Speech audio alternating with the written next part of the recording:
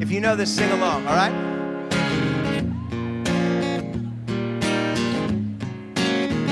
He's an armchair expert. He's an armchair expert. He's an armchair expert. Come on.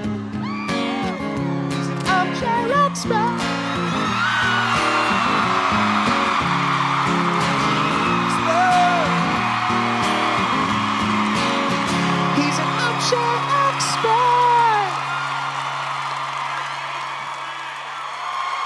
Guys, we have never, ever, ever done the show in front of this many people.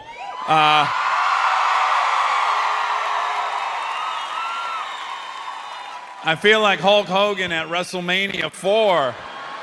I mean, what an arena we're in. I think they do like monster truck jams here and stuff. For real, for real, for real. This is fucking bonkers. I'm a scumbag and I don't deserve this, but my partner in crime deserves all this. Please put your hands together for Monica Padman!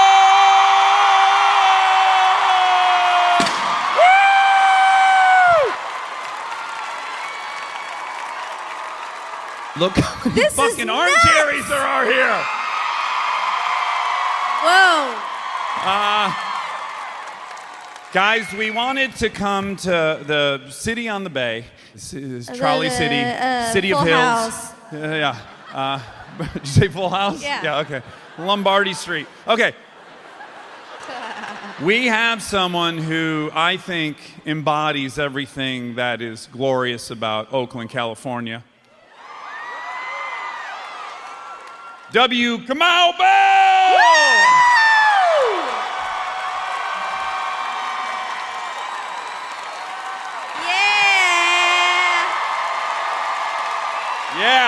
Yeah.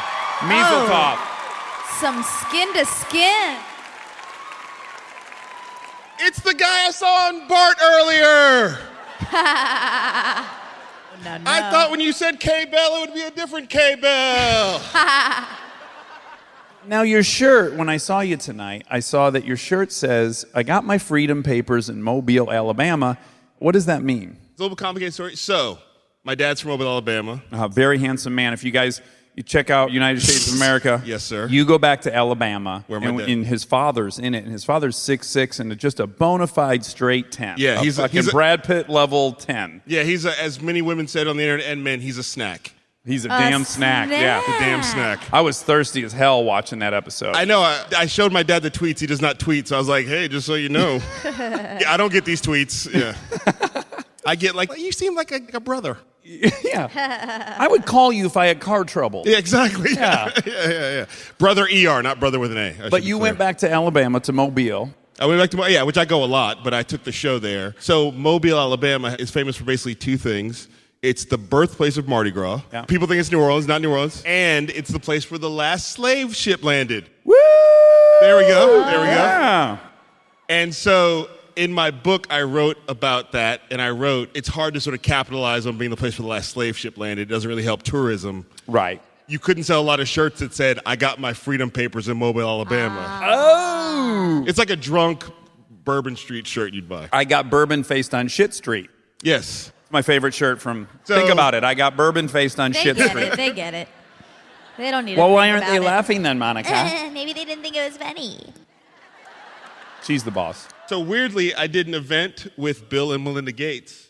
Okay. Where they bring a bunch of high school students in and talk to them about, they had their yearly letter and they talk about good things. These are all students who competed to get there. It's a whole great thing. And one of the Bill Gates, Melinda Gates people, they have like a team of people. I should hope so, yeah. Like Bill Gates doesn't read your book, but one of his people does. Of course. Yeah. And he hands me this shirt that says, I read your book.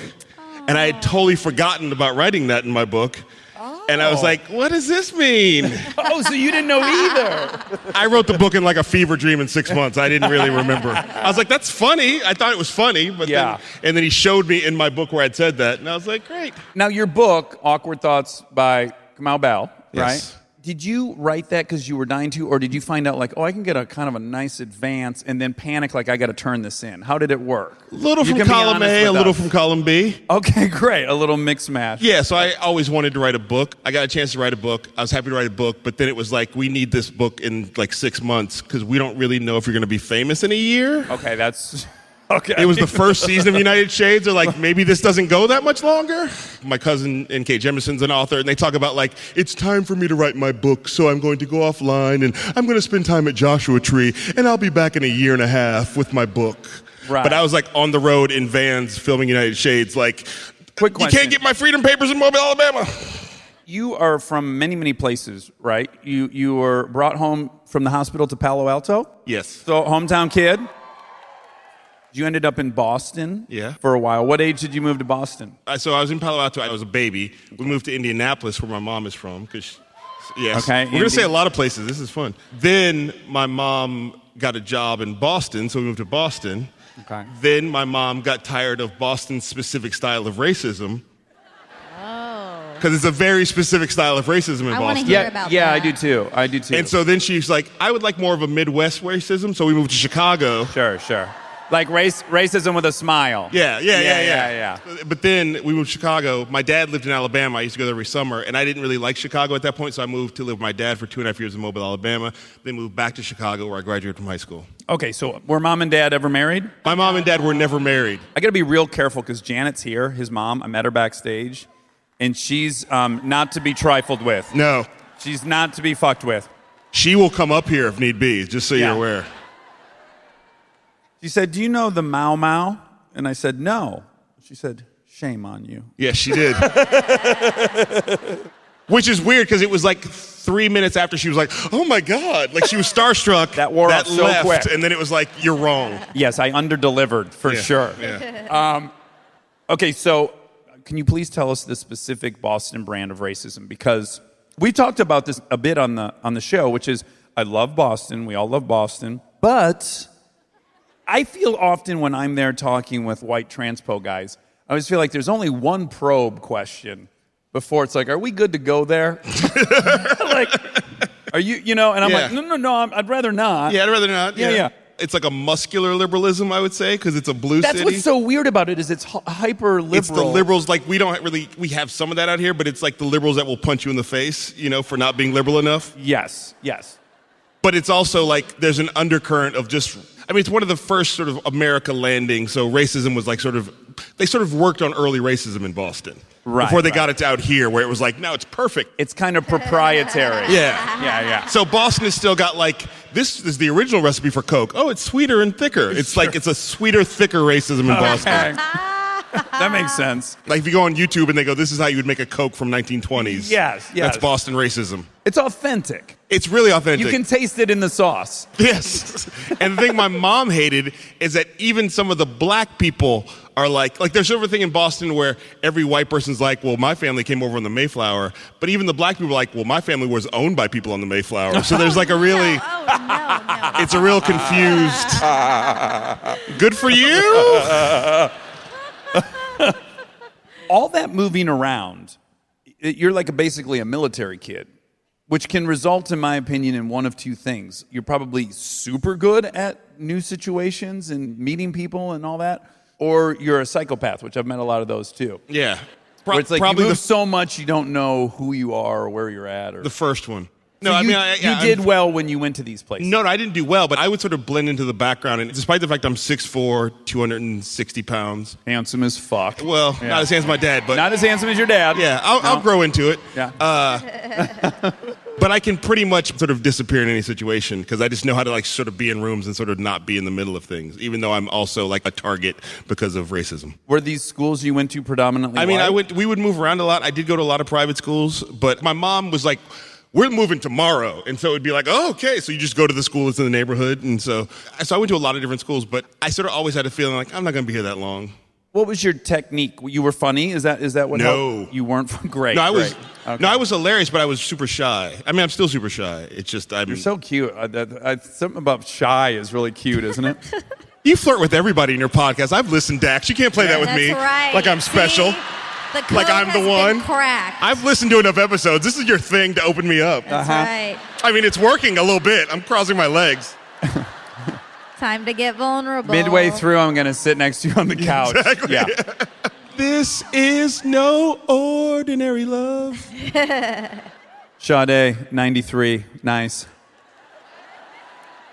When I have a guest on the show that we've not met and we meet in the green room, there's a kind of cute little cat dance that goes on where I'm like trying to figure out what Kamau's music history is. And then I found out like, ooh, he likes Fishbone. I think we might have something in common. And there was like little things came out throughout. I feel like I was one of those kids and this was the new school. Yeah, I'm very good in that situation. Like, okay, I'll just try to blend in. Yeah, I don't even like Fishbone. No, I just thought it's... I was just going to say. They talked about it for 45 minutes.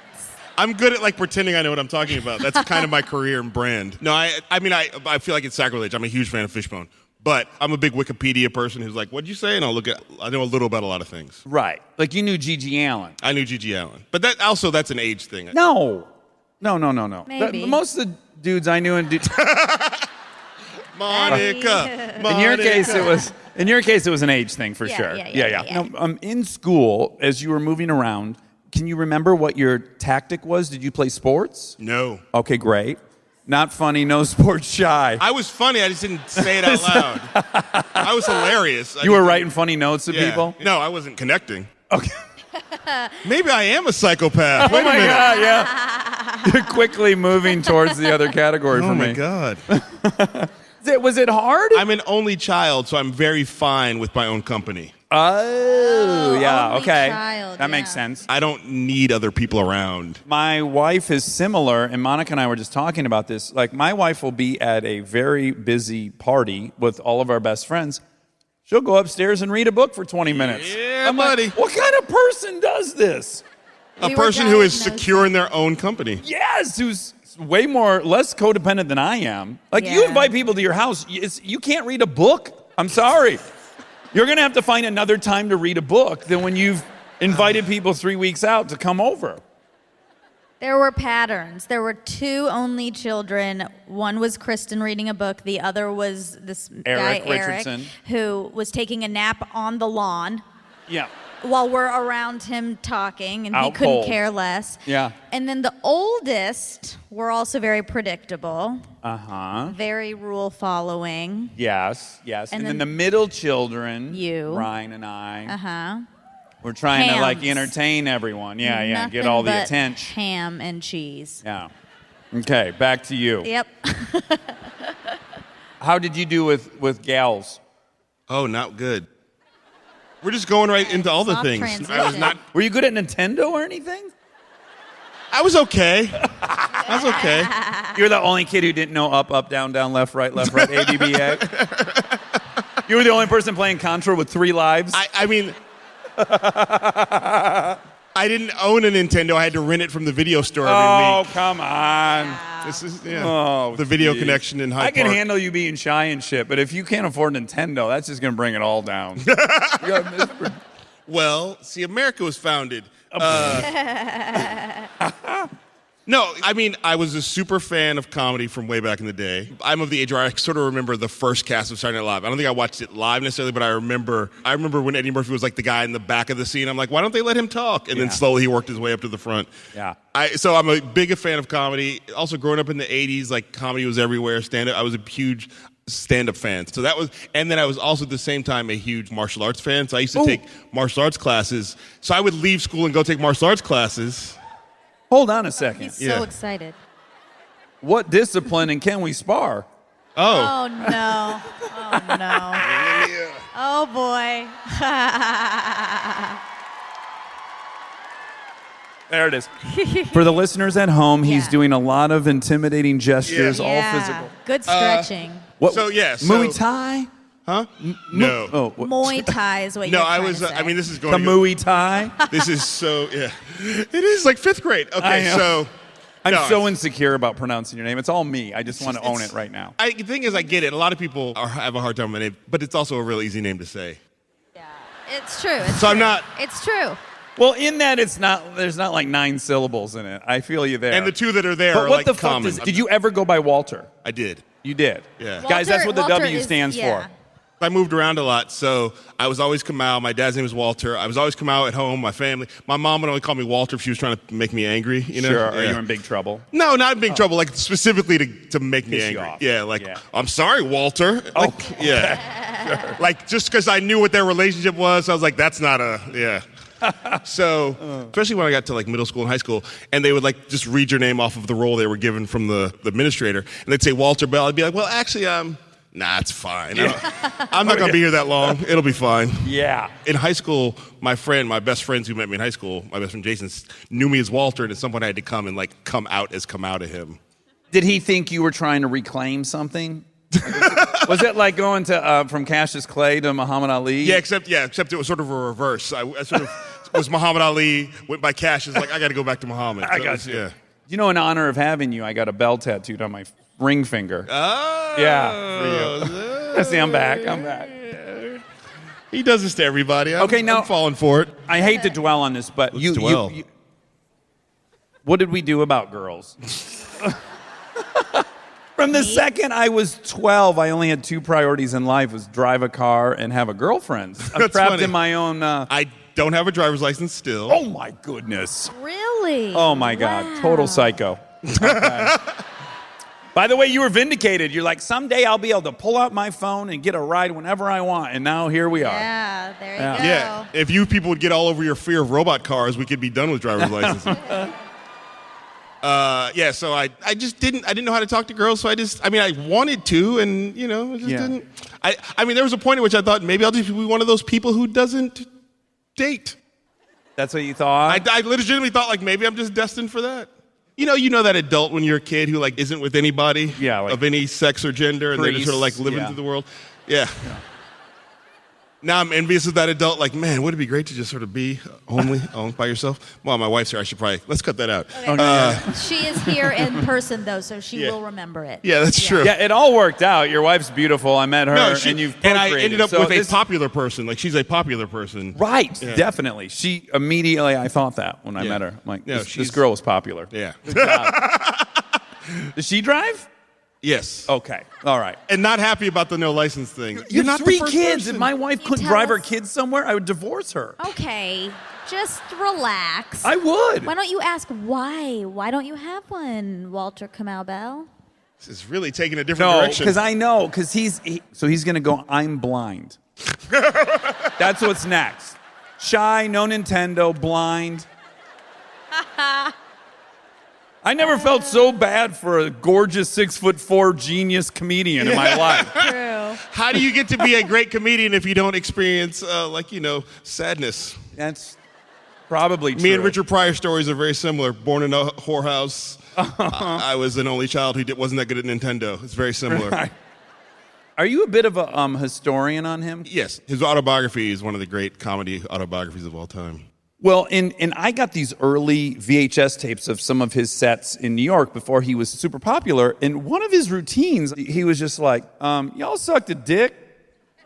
And this is like 72. Yeah, even New Yorkers are like, this is a little bit much, sir. They were freaking out. And then he just goes into how everybody sucks a dick eventually. Mm-hmm. And I was like, that was my experience. He nailed it. Yeah, it's called Live and Smoking, and it's him sort of working out how do I be Richard Pryor on stage. Yes. And it's a very famous, like for a comic, you kind of want to go through that phase on some level of like when you just say whatever you want to say on stage and figure out the stuff that works and the stuff that is used. That's one of the boldest leaps I've ever seen. Yeah, in 72 as someone identifying as straight. Yes, even now it would be a pretty bold statement for a heterosexual cisgender straight So then guy my on stage. follow-up question. No, I'm just teasing.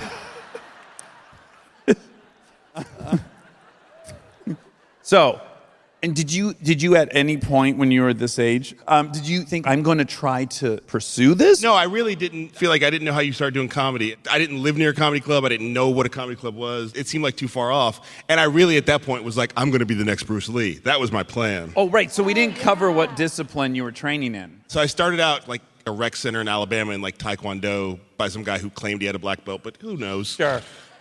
But then later on, I moved to Chicago. I found a school that taught Wing Chun Kung Fu, which was Yeah. Bruce Lee's original style. So I was super excited about it. Yeah. Yeah. Is And so Bruce Lee up there with Pryor? Is he like... Bruce Lee's ahead of Pryor for me.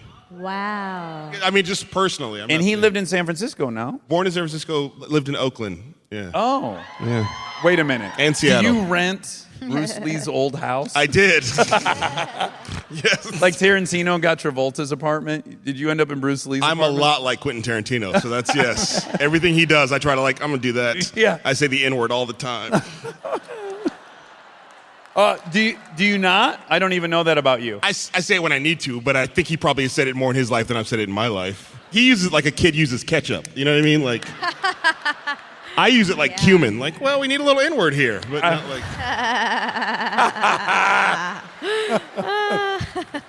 It's a strong spice. It's a real. It's It can be overpowering sometimes. Quentin, I don't think the Rice Krispies need ketchup. I think they do. Do you like his movies? I like some of his movies. Let's say Pulp Fiction. That's a classic. I mean, it's one of the best movies Yeah, ever made. it's a great right? movie, yeah. If it comes on TV, I watch it. And Sam Jackson's speeches are among the best speeches ever made in any movie. Quentin Tarantino is a great writer of screenplays.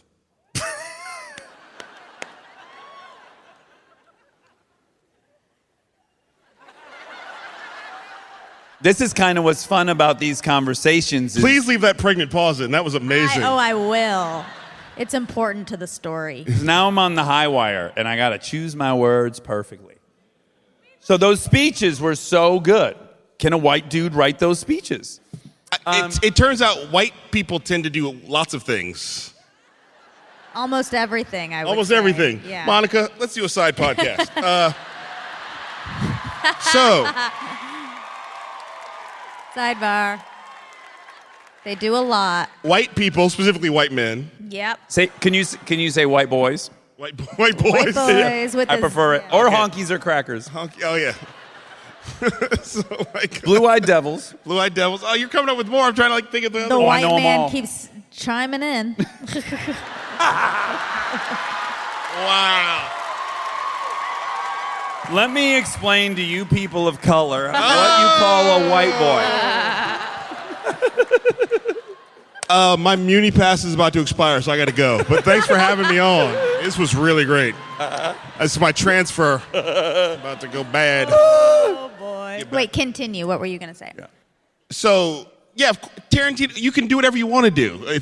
When you're a white guy. I guess what I'm asking is, it scares me when I'm watching it. I'm like, wow, he handed that script to a lot of black actors and he wrote all the words. I just don't know where I stand on that. It's very tricky, but yet I love his movies, so this is an exciting thing to figure out. Well, I think there's the thing I think is the problem is that you can like things that you like that aren't necessarily worth defending. Oh, yeah, totally agree. That's a great point, yeah. I think you can like a Tarantino movie or not like it, but there's this thing we have in society right now, and I think it's related to social media, that people feel like they have to defend the things they like they have inherent goodness.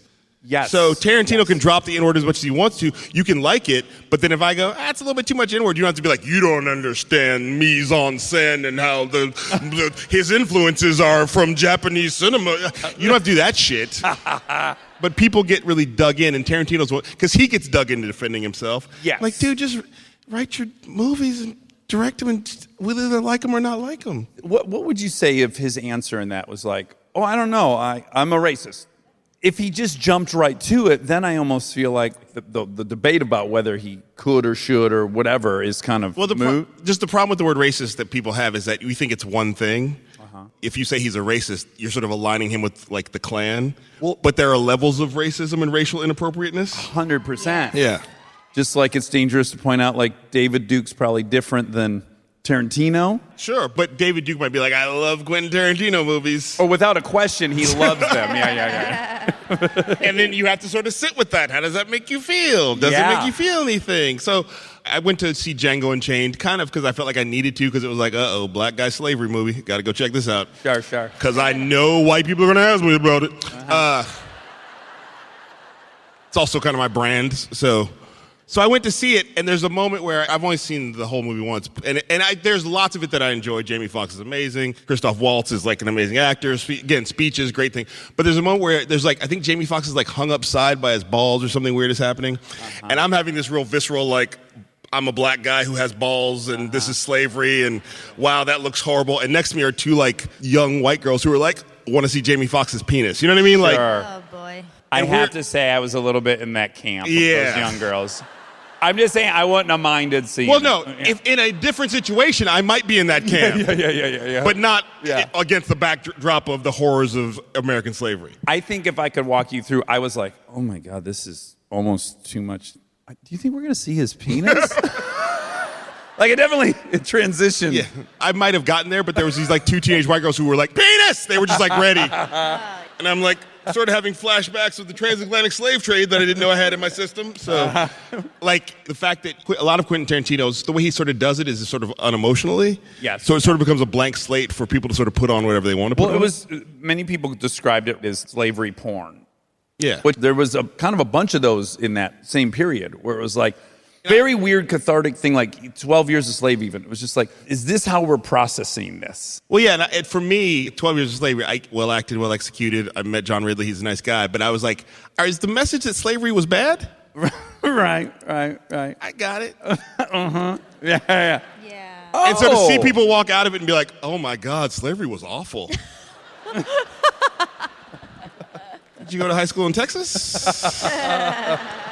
With those different textbooks?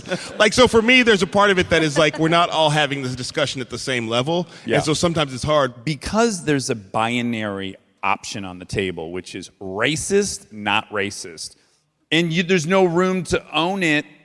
Like, for us to grow beyond it, it's kind of like, did you see that Michael Moore documentary, Who to Invade Next? And he goes around the world, and he, like any country that had a great idea, he decides he's going to steal it and bring back to the U.S. And he goes to Germany, and what they do in Germany to remember the Holocaust is the kids in school for a month, that's all they study. The kids have to pack everything that they would want in a small little box, and that's all they're going to own for that month. Like, it's a dedicated time where they recognize what happened. Yeah. And I think for us to start that type of process, there has to be a little bit of safe ground, I guess, where it's like you can own your biases and own that and come up with tools to correct that. If the only options are I'm a Nazi or I'm an ally, that doesn't leave a lot of room for people to own whatever level they have.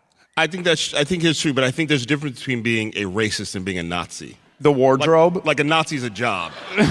I think we are throwing around the word Nazi a lot, and that's a specific person who believes a specific set of beliefs has a wardrobe. Where I feel like racist is like, are you hungry? I'm a little bit hungry.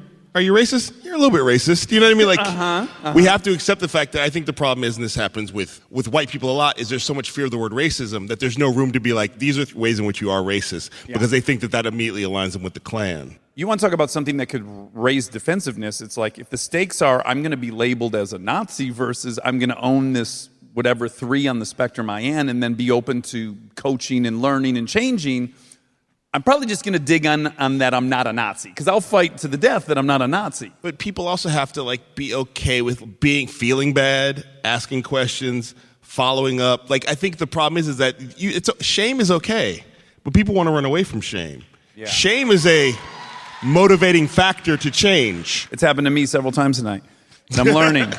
Yeah, my mom actually put shame on you. I like it. She didn't beat around the bush. No, She was she like, just went, shame "That's on okay." you. But the thing you did is you sort of went, okay, and then you guys kept talking. And Well, I asked her to tell me about Yeah, it. exactly, and I think there's not enough of like, tell me about this. Like, I had a friend, my friend Martha, who's like, basically was like, you can't talk about racism and make sexism worse. You're being sexist in the world and here. And I was like, no, I'm not, Martha. And then it becomes like, well, how much do I value this friendship? Do I believe this person is smarter than me, specifically in this area? And do I have enough self-care that I can sit here and listen to it without falling apart? Yeah. And the answer for me in that moment was like, yeah, I do. So for me, it's like when people accuse me of things, I'm now at the point of like, did I? Well, let me think that through. Tell me about it. Yeah. You know, America's original sin is racism. Mm-hmm. And people want to act like it was all in the past when history's not a series of dots and dashes, it's a line. And so we're connected to all these things. Oh, it was 5 seconds ago in reality. Yeah. And people today in Chicago that couldn't buy a house in the 70s, right? Because there was coalitions to prevent that. I mean, there's just a ton of very recent stuff. Or even me, I grew up learning, we had slavery. Then this angel Abraham Lincoln came by. He freed all the black folks. And we straight. So everything's good. Yeah, exactly. And then I read Grant, and I was like, oh no, Reconstruction was like almost gnarlier than the war, and they were shooting black people who were trying to vote. Oh, I didn't hear about that. Like, I heard all good. Yeah. And I think, or sharecropping. It's like slavery, except you owe us money. Wait, what? Can we go back to slavery? That is the benefit of movies like 12 Years a Slave, even though it's eye-rolly when they're like, oh no, slavery's bad. But if they didn't know that and this helped them know that, it's still somewhat of a win. No, I think the movie is great. Is a good movie. I just feel like to me, it's an indictment of the education system that people would have to walk out of the movie and go, "Man, slavery was bad." Yeah, exactly. It is. It is. Anyway, but maybe let's we get could take dessert. all the help we can get. Because at the same time, and this 12 Years a Slave was out, there was also a movie out called Fruitvale Station. Yes, I saw. Oh, it. I love that. Set here. Devastating. And for me, It was it's like incredible. the thing that I felt is at the time is like 12 Years a Slave is about people can still go, "Oh, that slavery was bad a long time ago." Right. Where Fruitvale Station's like, no, that slavery's bad this Today. morning, Yep. today, right now. Yeah. So for me, we have to talk about it now. It's like, and also we have to not feel bad about it. It's just you should make changes for it, but you can't get caught up in like the shame spiral and then the defensiveness. Yes. Yeah. So I should be able to go, yes, Tarantino has some things in his movies that are racist, but Pulp Fiction's good. Yeah. Stay tuned for more live show after this exciting commercial break. We get support from Quince. So we've been talking about Quince a lot lately, and as we head into fall, it's the perfect time to reset your wardrobe with their amazing pieces. I think it's so fun to do when the seasons turn over to just spruce up your wardrobe with a couple specials, and Quince is the place. Totally. We're talking organic cotton, Mongolian cashmere, tailored chinos from just $60. Premium fit and quality you'd expect from a luxury brand designer. I love Quince. You know, I like it understated and subtle, and I like stuff that has high quality. And Quince checks all those boxes. I love a lot of stuff from Quince. Honestly, they have incredible premium denim, which is very important for fall. It's pretty much all I wear in the fall is denim. And Quince has such a good selection of quality denim. Their stuff is so versatile, timeless, and built to last that you just grab every single day without thinking. Right. And all of that for 50 to 80% less than similar brands. They go direct to ethical factories, cut out the middlemen, so you get all that quality without overpaying for it. We love that. And they do way more than clothes. They have bedding, cookware, bath essentials, travel must-haves, same deal, and great quality. Upgrade your everyday. Download the Quince app for app-exclusive offers or go to quince.com/dax. Get free shipping on your order and 365-day returns. Now available in Canada and the UK too. That's QUINCE.com/dax. We are supported by Auto Trader. All right, if you've been putting off car shopping because it sounds like a whole thing, buying your car online on Auto Trader makes it way easier, really. You can shop tons of cars online, compare prices, check financing and trade-in options, all from wherever you are. And if you want to start online and go to the dealership for a test drive, you can do that too, really. What I like is the flexibility. Start online, finish at the dealer, or the other way around. Your info stays with you, so you're not starting the process from scratch. Plus, you're working with local dealer listings, so you've got real people helping behind the scenes. And when you're ready, you can pick up your car or have it delivered. Really. Buy your car online on Auto Trader. Really.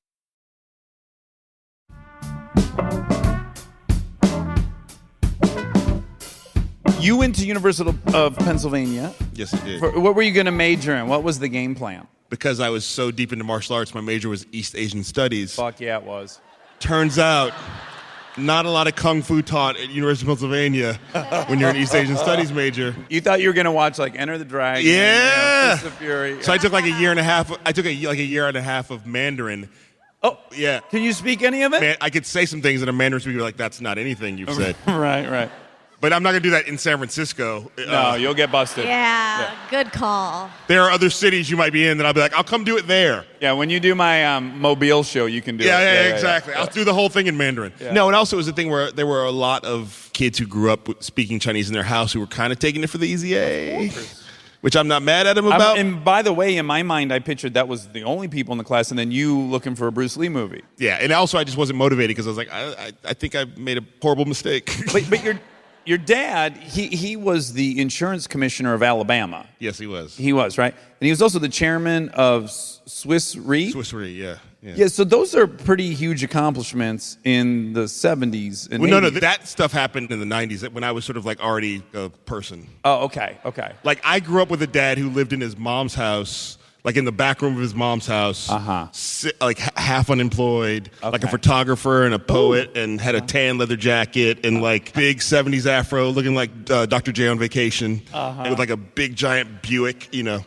And so like he was not the cost of being a 10. Yeah. Because he's like, all I got to do is this, and I'll be doing fine. And then when I was like a little older, he realized, oh, wait a minute, I'm a loser. And he like got a job at the bank as like a 35-year-old like junior teller, and just worked his way up to when he like got recruited to sell insurance. He wasn't a loser, first of all. He was not a guy who was accomplishing much. Right. And he suddenly like the light switch clicked, and he was like, I got to make some things happen. So if you met my dad today, you would not know that was the same guy who's like now like his casual clothes are like polos and Dockers and like you know, these are my casual loafers. You know what I mean? But like he was a Miller High Life champagne of beers drinking. Yeah. You know, he's like, I don't like this wine. He's that guy. Okay, sure. Yeah. Now, was he disappointed, though, when you dropped out? Oh, yeah, because he had, like, it had taken him forever to go through college. He thought, like, basically, like, University of Pennsylvania is an Ivy League school, so he felt like people who go to Ivy League school are set. So my son is now, set, and then a year and a half later, I was like, I think I'm going to drop out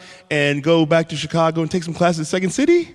And that's what you did? Yeah, that's what I did. And how long did you stay in Chicago? 91, moved to here in 97, yeah. And what brought you here? I mean, I had started doing comedy in 94. Chicago's stand-up comedy scene was not that good at the time. It was sort of the dip, the boom had crashed. And there was just not a lot of opportunities. And so I like decided I was going to either move to New York or San Francisco. Went to New York. It was just too much. Yeah, yay, San Francisco. And moved out here and got like a guest set at the Punchline Comedy Club, even though I had no business getting one. So so I went to the Punchline, got a guest set, which couldn't get a guest set at Chicago comedy clubs. It was like, oh, apparently here I'm a star. Moved out here, not the case. But the San Francisco comedy scene is just always turning out great comedians. And so when I got here, like Patton Oswalt had just left. Dave Chappelle would like come and sell at the club, but nobody knew who he was outside of the club. I would just sit in the back and watch all these people like come through, and I got to see all these great comedians and sort of people who were on their way up and like get better in the club. Yeah. I spent a lot of years trying to figure out what my voice was. I wasn't funny enough just to be a comic who told random jokes. I had to figure out how to be my version of being a comedian. And you, how soon did you become kind of politically oriented in your comedy? Really, it was like when Barack Obama started running for office, like suddenly a black guy was in the news every day, and the things I was reading were like making me angry. And so then I started to like want to talk about it more on stage. Like that's when I really got like really political. You wanted Bob Dole to win? Yes. I was so mad that there's a black guy running for president. What are we come to? No. And my mom was very political and a militant. So I had it in my life all the time. I sort of was like ran away from it. But then when that happened, I really got like pulled into it. What would you say is your big break? You do your one-man show in 2007. I basically went overseas with my friend Kevin Avery to do some shows for troops in Okinawa. The USO tour? No, that's a good version. This is like a booker who's got some gigs. Okay. Like, it was sort of like this thing where, like, it was a local guy who knew a guy, and they would just send you over to do gigs on, like, military bases in Okinawa, and they needed a 90-minute show, so me and Kevin were each going to do 45 minutes, and we were sort of like, we heard it was great, and they're going to treat you first class, and then something told me to ask somebody who had done it, so I reached out to Tom Rhodes, who had done it. He lived in the Bay Area, and he's a guy who's played all over the world, and I said, Tom, how was that gig? He's like, that's the worst gig I've ever done. I was like, if it's bad for him, we're going to die. Not to break your fantasy of the USO tour, but I've done 2 of those, and it's not really the 4 seasons either. Aren't they just excited, though? Well, yeah, they're excited. If you go with Bradley Cooper, which I did once, they're very excited to see him. That was my mistake. You didn't bring Bradley Cooper? I should have brought Bradley Cooper. We were just 2 unfamous black dudes who were like older than all the guys who were there because there's all a bunch of privates in the military. And the first night I was like, I'll go up first because I want to get it over with. And Kevin's like, well, I want to go up second because I want to see how you do. And so then I bombed for 45 minutes. And then Kevin went up after me, and I was like, I think I want to go up first every night so I can just get it over with. Yeah, so I came back going after bombing for a week in Okinawa, like, is this what I do for a living? Yeah. And so then from that, I was like, well, what would I do if I was famous? And I was like, I would have a show that was like the Daily Show, but about racism in America. And so I couldn't do that, but I rented the Shelton Theater, which is right across town, and started with a projector doing PowerPoint and telling longer stories and jokes. The first night, Melissa, who was my girlfriend at the time, was holding the projector on her lap as it heated up. Did she get a little burn? Got a little burn. Okay. Yeah. So, and then that very quickly, like the media and local media started talking about me, and then like a few years later, Chris Rock saw me, and that ended up being the official big break. He came to the show. Yeah, I did the show in New York. No, I knew a guy who said, Chris Rock, I told him about you, and he's looked you up on the internet and thinks you're funny, but I didn't know he was going to show up one night. I think maybe somebody knew he might be there, but nobody told me, which I'm happy about. But I did the show at UCB in New York. It was great. It was a fun show. It was one of the shows you're like, man, I really know what I'm doing. Yeah. I walked backstage, and then suddenly, like, my manager at the time walks back with this look on her face like she'd seen a ghost. And I'm like, what's wrong with her? And then behind her is Chris Rock, and I realized, oh, she's seen the ghost of Chris Rock, because he's that famous. Like, even if you famous people, he's an extra level. Like, he is, yeah. And so he floats backstage, and suddenly we're, like, talking for a few minutes, and he's like, where do you live? I was like, San Francisco, move. And Melissa was pregnant at the time. I'm like, I think we're kind of embedded for the time being. And then after that, he called me like a couple months later, and basically from that call, he helped me get my first TV show, Totally Biased. On FX. On FX. And how do you end up on CNN? Based on that show, I have to imagine? Yeah, that show, like, people paid attention to it because Chris was producing it, and we had a couple things that worked, but it just never clicked. And then it got canceled, but it was this thing where suddenly I was taking all these general meetings. And they think you're the wrong guy? Did that happen to you? No, what? Like when Punk came out, when Punk cummed it out, I started getting meetings at studios, and I would say 70% of the meetings, the guy would be like, I don't know how you guys stay alive doing those stunts. Didn't you get shot with a bulletproof vest on? And then I'm like, that's Johnny Knoxville. And I wasn't on Jackass, but this seems to be going well. Yeah. I'm like, yeah, fuck. I'm lucky to be sitting here. You got any movie roles for me? That didn't happen, but I have taken many pictures where at the end of the picture I was like, oh, they think I'm Questlove. That's many people are showing pictures of me going, we met the drummer from The Roots, and their friends are going, oh my God, Phil, you're a racist. So, many. When you go in there, do you pitch that show to a bunch of places? No, this is the thing. The first two things that have happened in my career, after years and years of like struggling and like being in like black box theaters and comedy clubs and nobody, whatever, and I suck and I'm trying to get better. Like the first two shows, Chris sold Totally Biased at lunch with like the head of FX. I wasn't even there. Right, of course. So this company, All 3 Media, had sold CNN a pilot for this show that would be starring a black comedian for this travel show, documentary series. Nobody was attached to it, and they were looking for somebody. So when I met with CNN, they were like, maybe you could do this thing. So I was like, I don't know, maybe. And then I ended up doing it. But yeah, so I didn't have to like pitch it. So the first episode, if you guys haven't seen it, you must watch it. You go and you meet with the KKK. Yes. A couple different branches. Yeah. Different clans of the Klan. Yeah. I talk about the Klan kind of a lot, and Monica hates it because... Yep. Now, let me first acknowledge I'm in a position to be able to laugh at it because I'm not the victim of it. So let me own that really quick. With that said, it seems like a bunch of fucking losers playing Dungeons and Dragons. Like their names just keep getting longer and longer. Like theirs was like the Christian Crucifix Brothers of the Ku Klux Klan chapter. You know, it was like 25 titles. You know, 110 pounds, no teeth. They handed me business cards, like the royal. They're all like the Royal Knights of the Honorable. Yeah, because they're making it up because there's not a central organization that's approving your Klan membership. Right. It's more like a club team. You know what I mean? Like, what do we name our club team? Yeah, like the Toledo Mud Hens. Yeah, exactly. It's not. It's not the pros. It's not the pros of racism. It's the semi-professional racists. So yeah, so when we got the show, they were like, it's going to be a show about a black guy traveling around to like places he shouldn't go. And they were like pitching like the rodeo, country club, like the golf club. And I was just like, what about the Klan? Yeah, if we're going to do this, let's do it. At the time, I knew I needed the job, but I also knew that if it didn't go, at least I would have a good story to tell. Yeah. About the time I filmed with the Klan. After FX, because there was a lot of stuff with FX where I felt like I wasn't allowed to do what I wanted to do. There was people who were sort of getting in the way of that.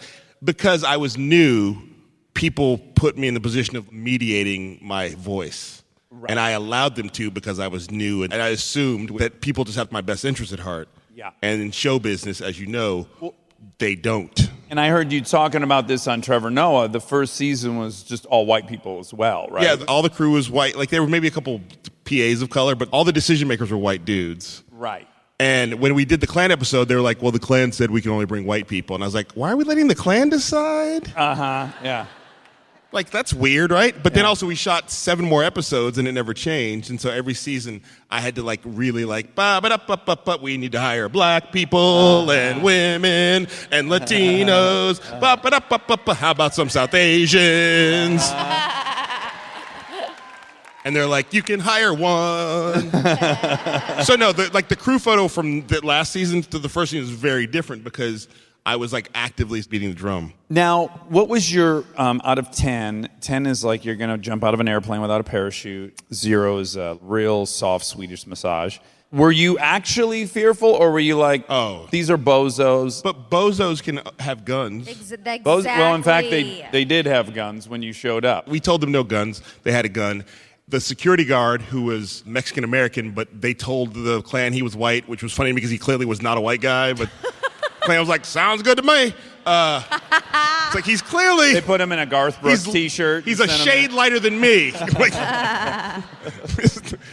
Like, they didn't know he was security. They thought he was a PA. But he was like, don't worry. That guy doesn't know how to use that gun. You'll be fine. I was like, that doesn't give me confidence. Right. Uh-oh. Like he Gomer Piles it or whatever. Sure. Yeah, I was afraid because I don't know what their plan was. It could have been good reputation for them. Yeah, it was a great opportunity for them to do something ballsy or crazy. So when we showed up, like I got out of the car and it's in the episode, I walk out and see this like phalanx of Klan and like across, and I have to walk like about 100 yards to get to them. And in the episode I go, oh shit, this isn't a good idea. I wasn't joking. I actually was saying out loud. I didn't realize that is out loud until I saw it. Like, oh shit, this was not a good idea. Well, do you ever have... I mean, it was the way I say it is like my first day on the job, I met a bunch of crew I'd never met before. First day on the job, jitters, and I went to a cross burning. Right. So it's like your first day at the new office. After work, we're going to burn a cross. There's so many things to unpack about that cross burning. There's super Christian. I mean, depending on your definition of Christianity, yes. I'm only going on their self-declaration of they being declared themselves Christian, yes. It's just weird that they burn the big symbol. Whatever, let's not get bogged down in that. I guess... Well, they call it a cross lighting. I'm not going to ask you to defend the logic of the KKK. No. I just realized I was... Thank you. Yeah. I feel like we just turned a corner. But I do think we have a similar stance on this, and people did accuse you of platforming those people, right? Yeah. But I get this all the time about, like, are you giving people a platform? I mean, first of all, a lot of this language has come up since Trump's election, the whole idea of you giving people a platform. For me... Here's the thing. I respect the fact that if you're watching me talk to the Klan and you're a person who actually knows history, that it doesn't mean anything to you. Because you're like, of course I know the Klan exists. And so a lot of black people are like, why are you putting the Klan on TV? I know the Klan exists. But at the same time, I'm getting all this information, all this sort of feedback from white people and other people who are like, I had no idea. And so every episode, there's sort of 2 different conversations, the in-house conversation and the out-house conversation. Well, and again, you watch America History X. Ed Norton looks pretty sweet there at the beginning. Yeah. He's jacked. Looks great in boxer shorts. You're like, looks pretty good. Yeah. Then you see the real life Klan, you're like, where's the Ed Norton on steroids? Oh, Ed Nortons don't join this organization because it's a bunch of bozos that didn't know Dungeons and Dragons was a game they could have just played. But that in this city in particular, and I find myself, and Monica gets mad at me because, again, I end up being a little more vocally critical of the left because I'm on the left. And I feel like lecturing to the right will never get me anything. I don't think it's my job to steer the right. I don't think I have any sway over the right. I do think I have a monicum of sway over some people that were kind of already on a similar page. And so I feel like, let's get both motherfuckers on a podium and see who's got the best idea. That's how we decide what the best idea is. But this city in particular, Berkeley in particular, Berkeley's awesome. I will say, only school better than UCLA. I'm nervous about them deciding which people can be heard and which people can't. But you have a slightly different opinion, so I want you to educate me on why. You can only choose if you're educated by what I say. I cannot educate you myself. I think you just kung fu'd me. Was that a line of David Carradine? No, it's more Morpheus from The Matrix. A little more sort of kung fu adjacent. So I think when we talk about Berkeley, we're talking about like Berkeley like not letting certain people speak. There's not like this sort of like it's this or this. So Berkeley, which I lived in Berkeley at the time, was a school that was like when this person comes, violence comes with this person. Right. Whether this person is bringing it themselves or whether this person is encouraging it. Like Ann Coulter had apparently spoke at Berkeley before and nothing happened. But when it became a thing where Ann Coulter was sort of like playing to this all right thing, well, now this is different. And so for me, it's like at the end of the day, it's a school that has students that they don't want to die. Yeah. And so it's not like it's just a stage in a blank place. It's a public institution. Yeah. It's a school that has to also to figure out like, well, when these people come, we have to pay for all this resources and we have to get more cops. And you know what? Why don't we just like let this happen? So for me, like people act like these schools are just sort of these blank canvases when every school is there for a different reason. At the end of the day, they're there to educate their students. There's a dude who teaches at Berkeley in the law school, John Woo, who wrote the George W. Bush torture memos. He teaches there right now. But guess what? There's not a riot breaking out every time he gives a lecture. So he teaches there. So we're not talking about just different voices. I mean, because all these schools have more conservatives than you realize. It's about the fact that there's a certain brand of things that's being identified as conservatism that is actually much more trolling than it is actually like putting forth conservative ideas. Yeah. I mean, I'm of the opinion, though, that both parties have pretty much been hijacked by about 5% on the far ends of the shoulders to some degree. Like the shit that you're reading on Twitter that then becomes a headline, that's not any of us. Who's hijacked? I mean, I'm not asking in a leading way, but which voices are you talking about have hijacked the left, I guess is my question. The people that would say you're platforming and aiding in spreading the Klan. That tweet's going to get picked up. People want to write that about your show more than they want to write what 97% of people said about your show. It's just the nature of click media that whatever is the craziest proposition is the one that's going to get traction. But I feel like those voices aren't voices that are leading the left. Those voices are people who are pursuing clicks. Like, I don't see those voices as being actually the leadership of the left. I see those as being media voices and people who are like, oh, I know how to frame this in a way that will get me clicks. The people who are leading the left are the people in power who have the money, who don't actually have an interest, I don't think, a lot of times in progressive change. They have an interest in keeping their jobs. Okay. Now, having the show, how has that changed your life? So, I mean, here's the thing that's great. Because it's CNN, it's sort of a ubiquitous network. I didn't grow up as a kid watching Saturday Night Live going, I hope to one day get a show on the cable news network. You didn't? I didn't. Okay. And so when it first came to me with the idea of like doing this pilot on CNN, the only thing that made it make sense to me was that there were shows like Bourdain and Mike Rowe and Morgan Spurlock and Lisa Ling. But I still was like, it's sort of weird that I would be on CNN. But the great thing about it is even if you hate it, you end up being in an airport looking at it. Oh, yeah. That's the most unintentional viewing that I do. I probably consume so much CNN that I never intended to, but I do, and I love it. Being in a place where you're like, oh, it's all right. So I've seen people send me pictures on Twitter of people like standing at gates at airports, like looking at me talking to the Klan, like, what is... So it's a big megaphone to speak from, which I appreciate. I feel like every season the show gets sharper and smarter, and people resonate with it, and I hear from people all the time that like families watch it together. Teachers want to use it in their classes. I didn't intend it for that, but people really connect deeply with the ideas. And it's also this great thing that I feel like I don't know that I could have a lot of other jobs in show business, which is why I'm not trying to get in a Quentin Tarantino movie. Okay. Because I just don't think I don't think I'm an actor. I'm not an actor. I see it, but go ahead. So I think like this is basically the only job of being on TV regularly that I could have. But you live in a perfect era where niche is a career now, which is like the greatest thing ever. No, I don't think I would have the career I had if not for being in the 21st century. I'm really proud of the work I do.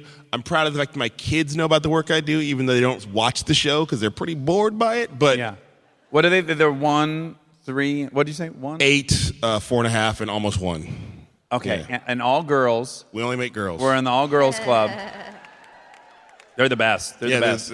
I thank my stars every day that I don't have any boys. Yeah, no. I don't need to get punched out when someone's 18. Yeah, you would just prefer to be quietly shunned. Yeah.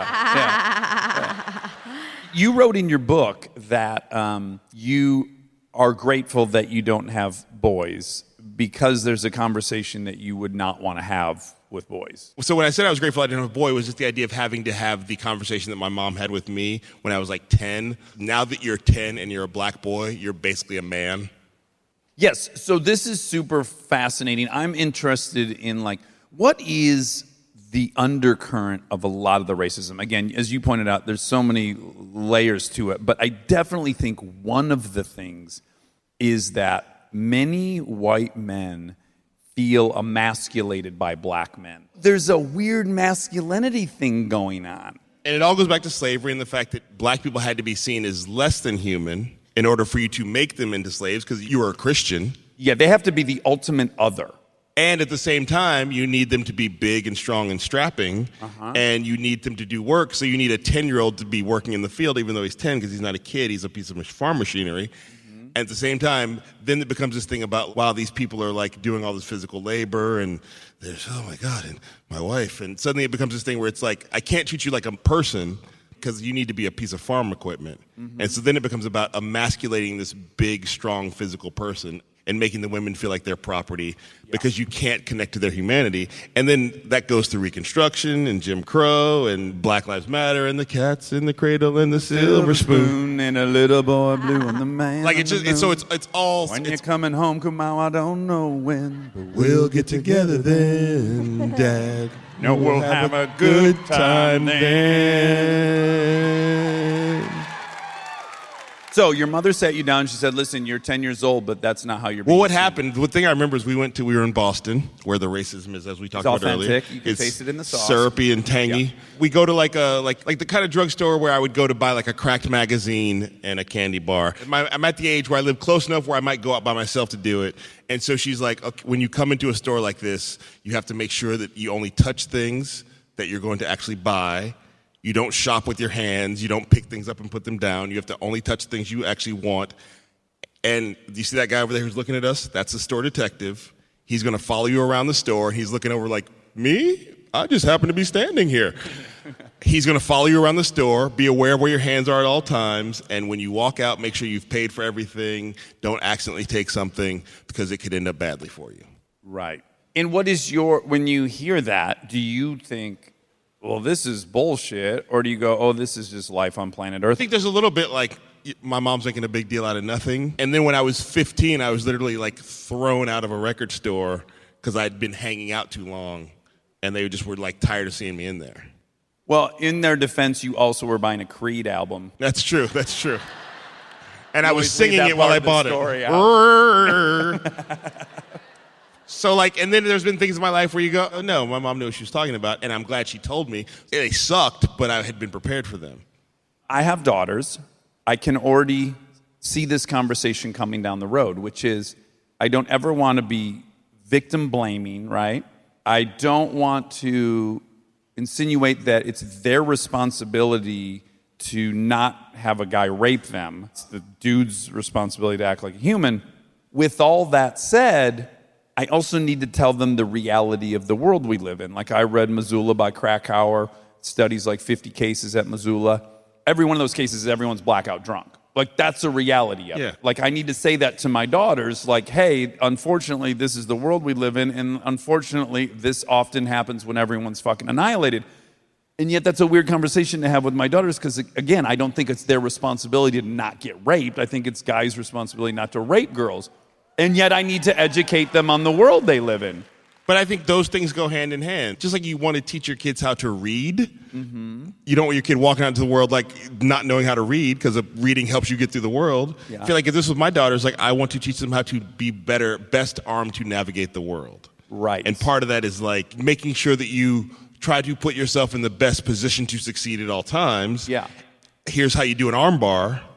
Keep a knife in your shoe. Yeah. You know what I mean? Like, your keys can go up through your knuckles, and, here's how you throw a punch. I feel like all these things. And also, when bad things happen, it's not your fault that the world can do bad things. You know what I mean? So I think those things can exist at the same time. That's the thing about raising a boy that I'm like, and here's the thing, I just don't feel like I don't know how to do the boy thing. Like, I didn't grow up, I'm not the typical, I can't tell you all the boy shit because I don't know all the boy shit. Yeah. Whereas I know enough of the boy shit to tell my daughters, like, here's the boy shit. You know what I mean? Like, Yeah. I They feel will much fuck better. Jello, so bet your ass they'll fuck you. Yes. I feel like I like being a double agent and turning against the dudes. Kamau doesn't know I fucked Jello, but anyways, I Nice. did fuck Jello, and I was honest about it. But anyway, Good for you. yeah, I didn't want to leave you behind. I appreciate that. It didn't work out. It turned to Kool-Aid immediately. Then I got a rash and thought I had a venereal disease. I went to a free clinic and got a boner in the woman's face when she told me what flavor Jello she liked. You're all caught up. Those are the cliff notes. Yeah. Sorry, Janet. I know your mom's still here. Yeah. That's actually what I want to talk about last. Jello and rashes? What your favorite Jello flavor is. To have sex with? Yeah. Kiwi? Stay tuned for more live show after this exciting commercial break. This episode is supported by Helix. All right, let's talk about something we both really care deeply about: sleep. It's the most important thing. I've had my Helix mattress for years now, and I genuinely think it's one of the best investments you can make for your home. Mine still feels just like it did when I first got it. Well, that's the thing. It's not one of those mattresses that caves in after 6 months. These things are built to last. And you know, I'm a side sleeper. I ordered a side sleeper and I get hot, so I have cooling. And I can't tell you how much more comfortable it is to be in there, not sweating and tossing and turning. Cooling is really important. I've read that you're supposed to sleep a little bit cold. Mm-hmm. So I also have cooling. And they have over 20 models, so it's not a one-size-fits-all situation. You just go take their quiz and they match you to what actually works for your body. Plus, they've got cooling upgrades, which heading into summer, non-negotiable. Truly.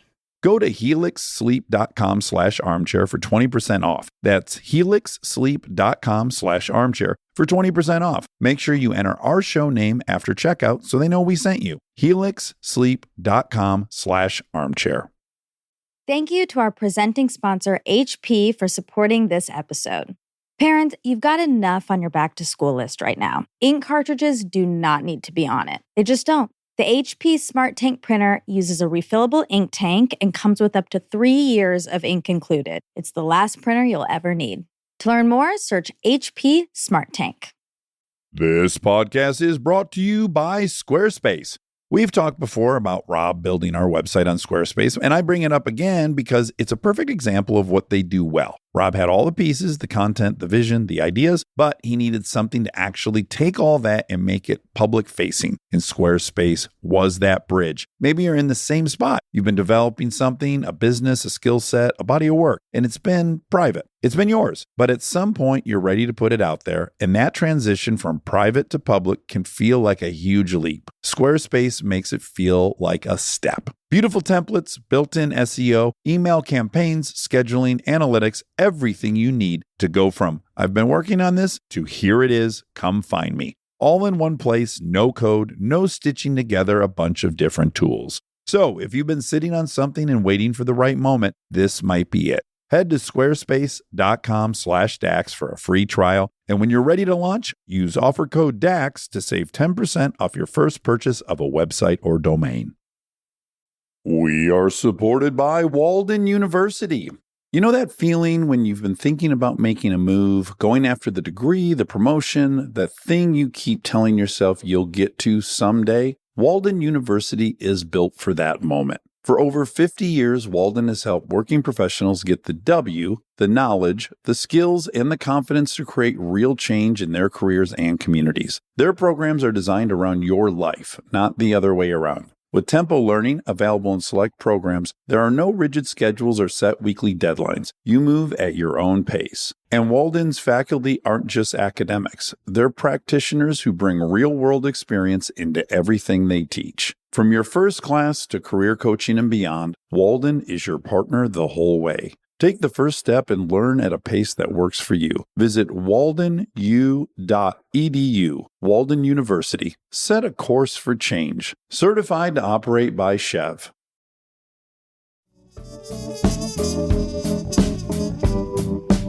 So you brought your sweet mother, Janet, with you tonight. Mm-hmm. And I could tell immediately you bring Janet a lot of places. Oh, yeah. We moved her out here a little while ago because she was living in Bloomington, Indiana. I mean, this is the thing that the show has changed my life. I'm able to move my mom closer to her grandkids. That's the important thing. Yeah. So I was raised by a single mother as well. My mom will be with me tomorrow night in Seattle. Yeah. And she lived with me for 4 months this year. And she's my number one girl. Yep. And I attribute anything that's good in me to my mom. And the more I embrace the stuff she taught me, the better I do in life and the more people like me and love me. What did you get from mom, and are you grateful for that? I'm not grateful for my mom in any way. Wait, should we ask her to step out for this? Yeah, I mean, I'm glad you brought this up. I've been trying to tell her for a long time. No, my mom, certainly, when I was a kid, I was very comfortable saying that my mom was my best friend, even at an age where it felt like, that's weird. Take her to prom? It wasn't inappropriate. Have your daughters asked you to marry them yet? No, they haven't asked me to marry them yet. I guess your relationship isn't as good as mine is with my daughters. Can you explain to me how to get my daughters to propose to me, Dax? My 6-year-old, when she was 3, we went to a wedding and we were walking up and the people were getting married. She said that she wanted to marry me. That was great. But my 4-year-old, my youngest, topped that the other night because she said, Daddy, will you divorce mommy and marry me? And I was like, yes. Yes. As soon as she records Frozen 3 and we get that money, we just need one more Frozen and you and I are out of here. I just picture your wife coming home from like, well, that was a wrap on Frozen 3, and you have all your bags packed. Oh, it's a wrap on more than Frozen 3, honey. Yeah, so I guess she would go, are you leaving? And I would go, let me answer that question with another question. Is there going to be a Frozen 4? So yeah, my mom was very much encouraging me to dance to the beat of your own drummer. She just sort of always let me believe that things were going to work out if I just sort of pursued the things I wanted to pursue. She also wanted me to learn how to read. But like, when I dropped out of college, there wasn't a sense of like, oh no, where my dad was like, well, you done fucked up now, boy. Uh-huh. Whereas my mom was like, she actually signed me up for classes at Second City because she was like, you always wanted to do this, so let's do this. So you know what I mean? So I don't think she thought necessarily where I am now, but she did think you're smart enough that you'll figure something out. It's important to me that you pursue things you want to pursue, because I think she'd spent a lot of her time in her early life like not pursuing things she wanted to pursue and sort of doing what she felt like she had to do. Like when she was like, she grew up in Indianapolis, and my mom is old enough where it's separate but unequal and all sorts of things that were awful. So she had to do a lot of things just to get by. That by the time she had me later in life, at that point, she was 35, which now is like prime kid years. But she's like made a choice to have a kid and was like very clear about the fact that I want you to be able to do whatever you want to do and not without pressure from me, because she felt she had a lot of pressure from her family to do the right thing all the time. Yeah. And she will totally appreciate that applause from... Now... Yeah. I can tell one other thing we have in common. My mom, she's a gangster. And I am so grateful to her in so many ways. At the top of that list is I then was attracted to people who were also opinionated and strong and motivated and driven and all these things. And so I ended up with a carbon copy of my mom, but you know, younger and prettier, and I'm attracted to her sexually. I'm weirdly grateful that that was the woman that I first loved, and that's who I ended up as a partner. And did you find that kind of drove who you found? Yeah, I think my mom's greatest compliment to anyone is that you remind me of me. So my mom told Melissa, like, you remind me of me. Now, nobody's wife wants to be thought of as a replacement for their husband's mom. You know what I mean? But she gets the idea that Melissa's certainly strong-willed, she's accomplished, when we started dating, we were like thought of as like sort of a power couple. But now, because of fame and nonsense, the people see her often as like, oh, you're the white wife. Uh-huh. Well, do we not cover that? My wife's white. So Melissa is like, she's got a PhD in critical dance studies. She's got an MFA in experimental dance choreography. You know, she teaches at USF here in the city. She's a writer for the San Francisco Chronicle. So she's doing a lot of things. Well, I think your wife, and I think your lovely mother, and I think my mom, and I think all the women that have helped make us not pieces of shit. It's very easy for us to be that way. Yes, to remind us when we're leaning into pieces of shit territory and going like, "That's your okay." We have one thread that has not been tied. Why don't you have a driver's license? Oh my God.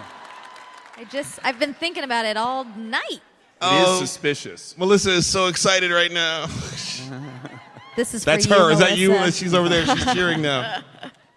I had a driver's license when I turned 16. I lived in Chicago. My friends all had driver's licenses. As we covered earlier, I did not date a lot, so I didn't have to take ladies out. Okay, yes. So But you had to go get that Nintendo you were borrowing. I walked to the video store. Okay. Both uphill both ways, and so my driver's license lapsed. I never got comfortable driving. I moved out to the Bay Area. I don't know if you've heard of Muni and BART, but we have those things out here.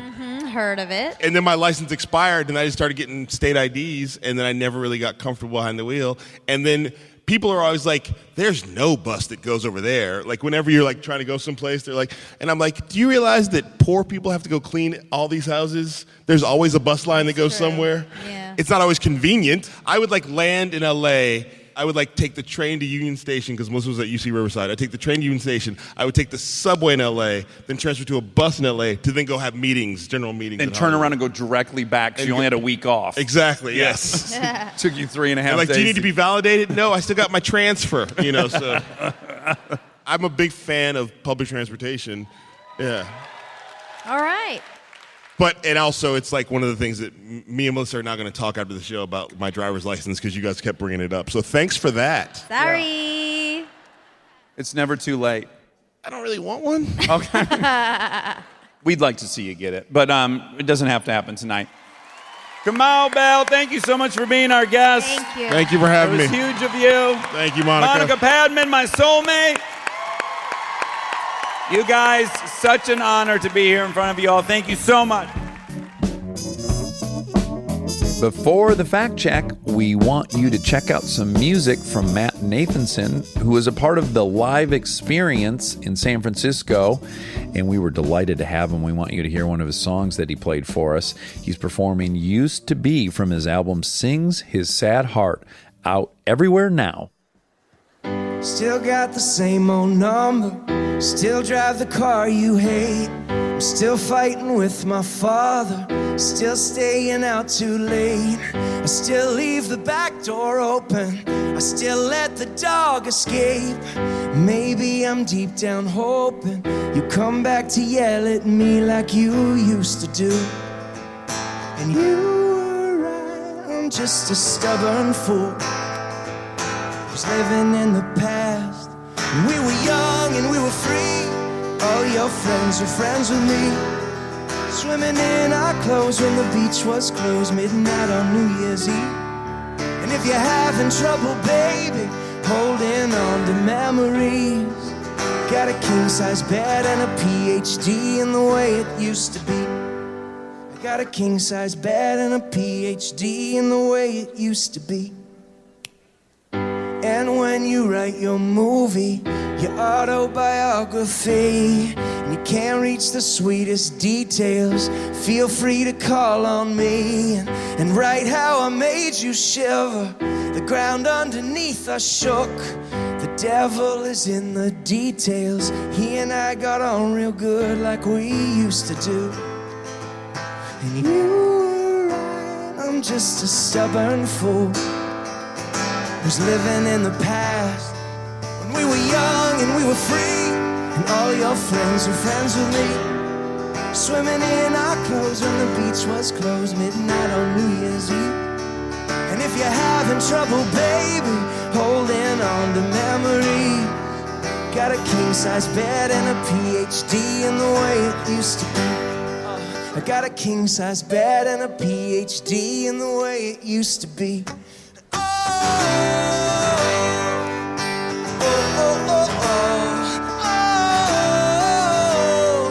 You know it's ancient history, but if you're having trouble, baby, holding on on the memory. Got a king-size bed and a PhD in the way it used to be. 'Cause we were young and we were free, and all your friends were friends with me. Swimming in our clothes when the beach was closed, midnight on New Year's Eve. And if you're having trouble, baby, holding on to memories, we got a king-size bed and a PhD in the way it used to be. 'Cause we were young and we were free, and all your friends were friends with me. Swimming in our clothes when the beach was closed, midnight on New Year's Eve. And if you're having trouble, baby, holding on to memories, got a king-size bed and a PhD in the way it used to be. Yeah, I got a king-size bed and a PhD in the way it used to be.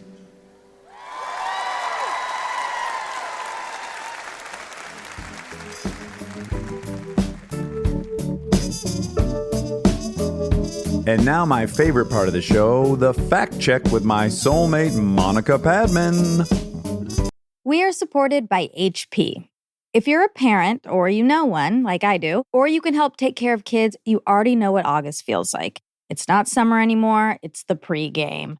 The supplies list, the forms, the "we need this printed by tomorrow" texts that come in at 9 p.m. And I say this as someone who's been on the receiving end of those texts in a former life. You're ready to help, and then the printer says no, out of ink, blinking at you, useless. It's such a small thing, but it will absolutely derail your night. So when I heard about the HP Smart Tank printer from HP, America's most trusted printer brand, I thought this is the kind of thing that actually makes life easier, not in a big flashy way, in a one less crisis way. Instead of those little cartridges that run out the second you need them, the HP Smart Tank uses refillable ink tanks, and it comes with up to 3 years of ink included. 3 years. That's 3 back-to-school seasons without the cartridge panic. HP can't fill out the forms for you, but they can make sure the printer is never the reason you're up past midnight. Search HP Smart Tank. Fact check. Back again. Check it, direct it. Let's begin. I want to say before we launch into this, because usually we have an intro, Monica. We sure do. And I would feel terrible if I didn't say what W. Kamau Bell had out in the marketplace. He has a great book, The Awkward Thoughts, W. Kamau Bell. He also has a Netflix special, Private School Negro. Check that out on Netflix. And then his CNN show, which we talked about a lot during the podcast, United Shades of America, Season 4, was on CNN.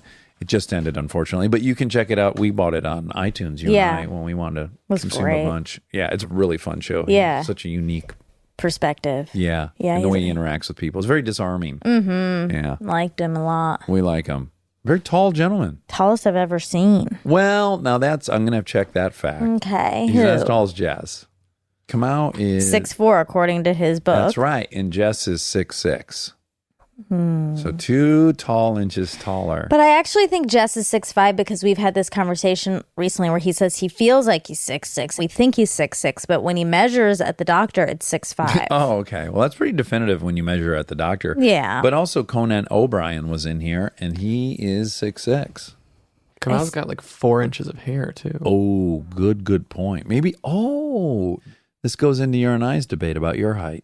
Or the appearance. Sure, but it's the opposite, because he has the same color hair as me. It is. It's really opposite. Maybe if yours was jagged at the top, if it made a jagged outline and shot straight up. Yours goes back. It lays flat against the... No, it has a lot of volume. How dare you? Well, it does have volume, but it does follow the contour of your parietals.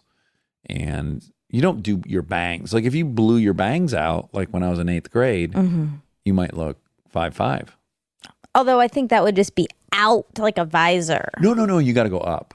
You got to go real high up in the air. I'll show you some pictures of Randy Hammond in my yearbook. Oh, yeah. She's your hottest girlfriend. I don't want to rank people's hotness. It's all you do. It's all you do is rank people's hotness. You are always calling people a 10 or a 2 or something like that. Well, no, hold on. I only say people's number if it's really high. I only do that. So I only keep it positive. I've never come on here and called someone a 2. Maybe. Oh.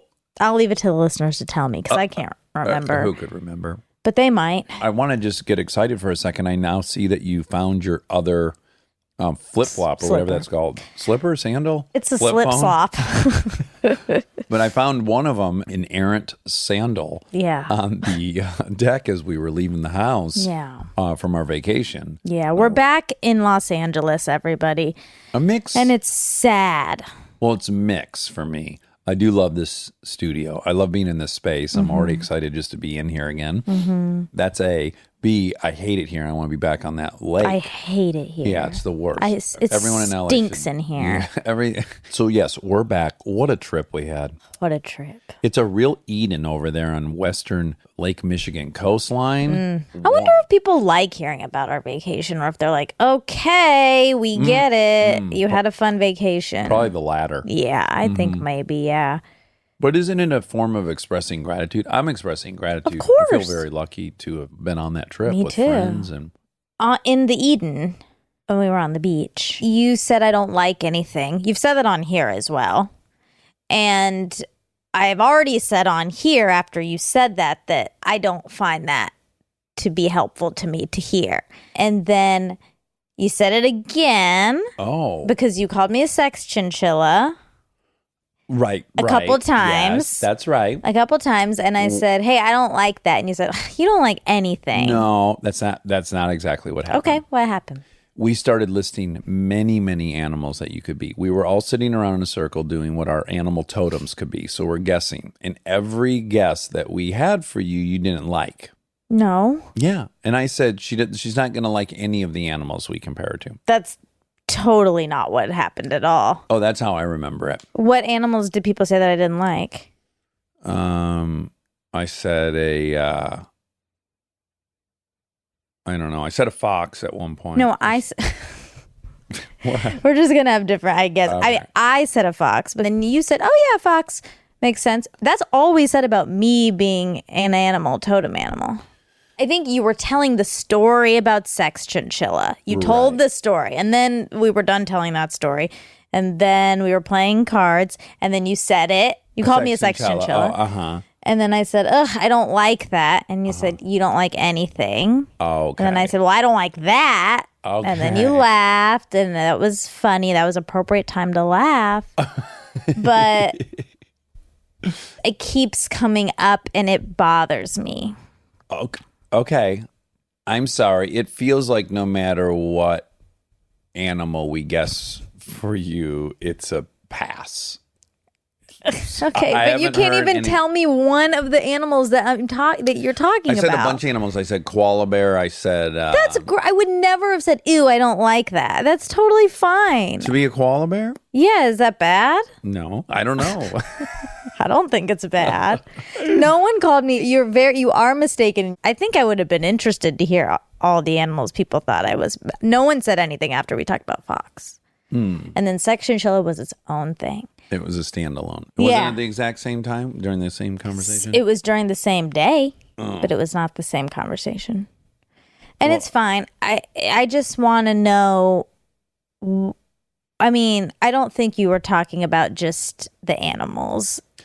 Well, my real opinion of you is no matter what animal I'll say, you'll try to think of the worst thing about that. Like, I don't understand your huge objection to sex chinchilla. I really don't. It's a super cute animal, and you're disgusted by it. So I think that you're interpreting rat. no matter what I say as a negative, and I do think that. I think you're trying to find a negative in whatever animal. But are you talking about specifically an animal conversation, or are you talking about in life?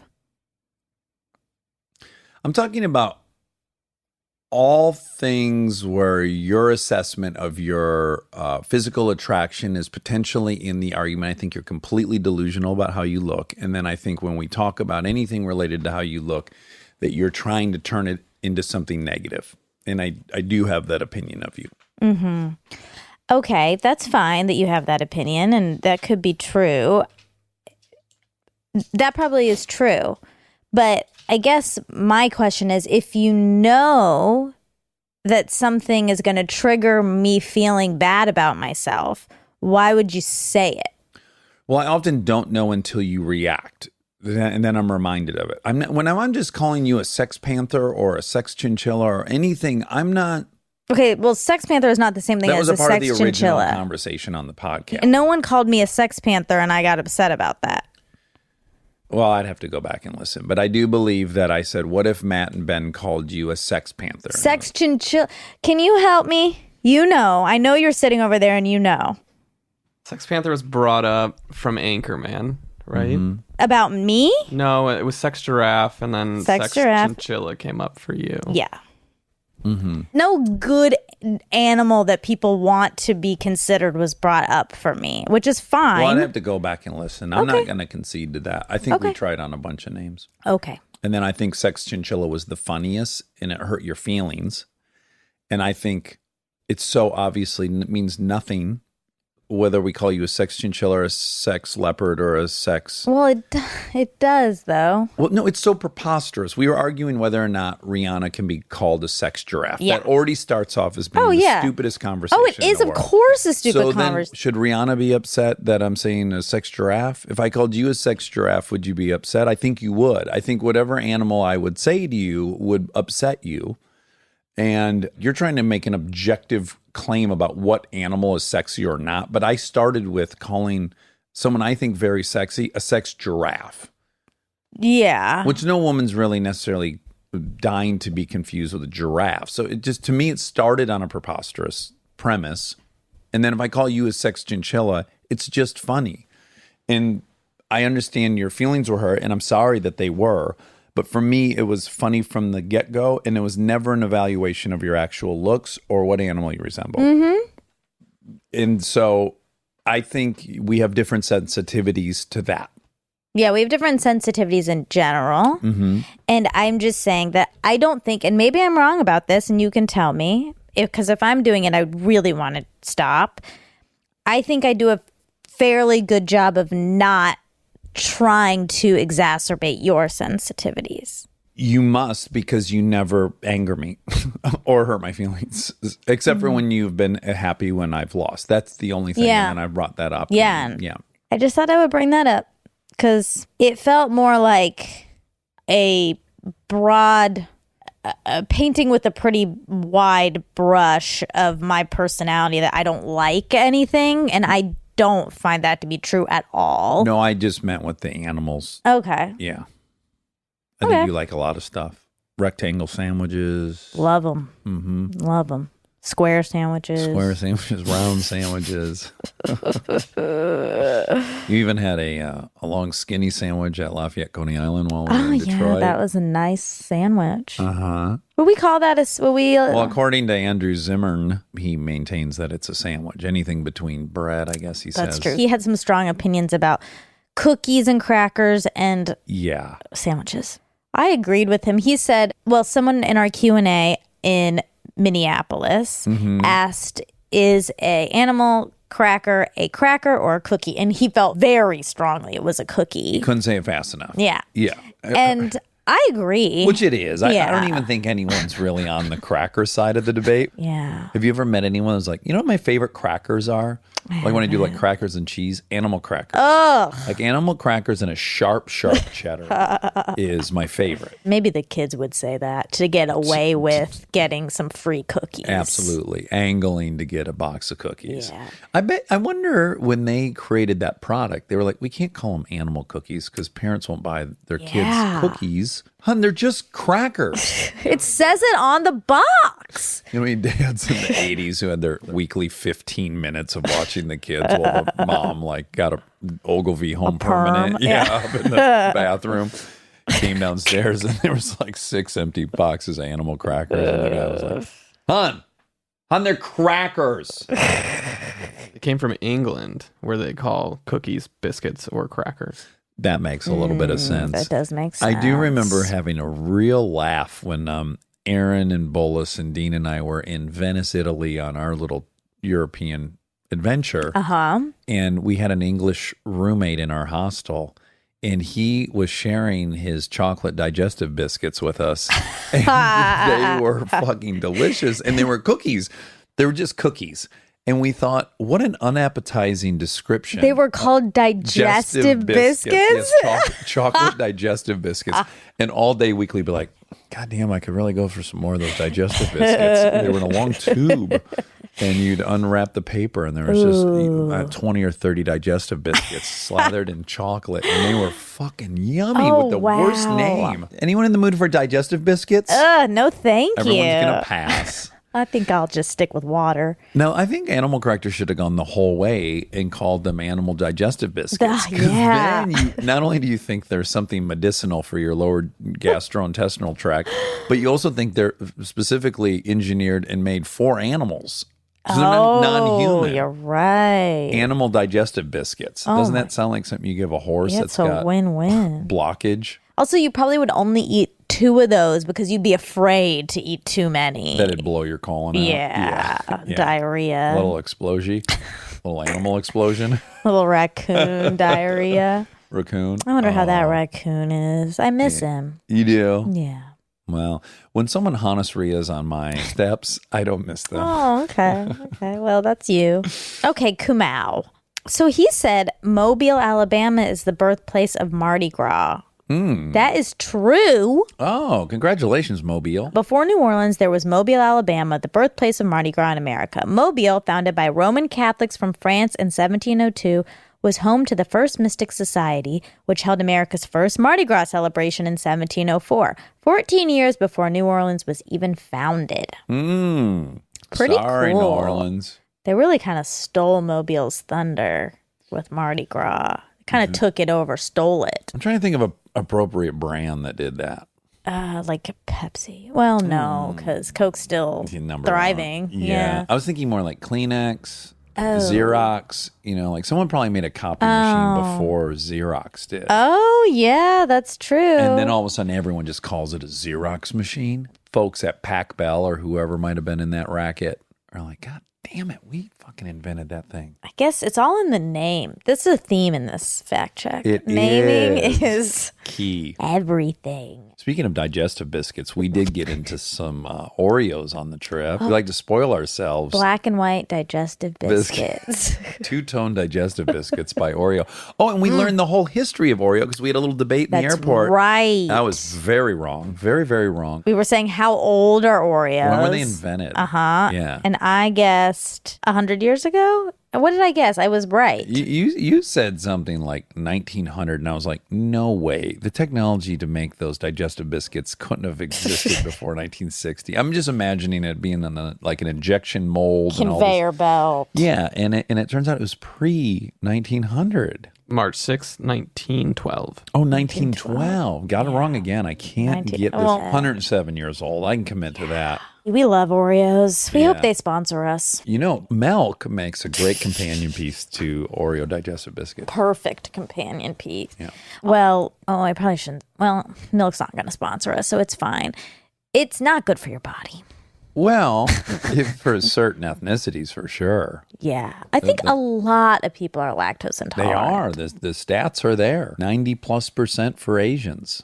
Yeah, and that's me. 75% for African Americans. What about Caucasian? Well, it varies whether they had a herding population or not. The Celtics and the Irish and all them, they did a lot of herding.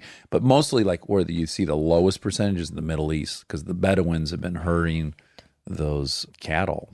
And remember I said that it didn't make much sense to me about Asians because like in India, there's so much yogurt consumption and Indians are Asian.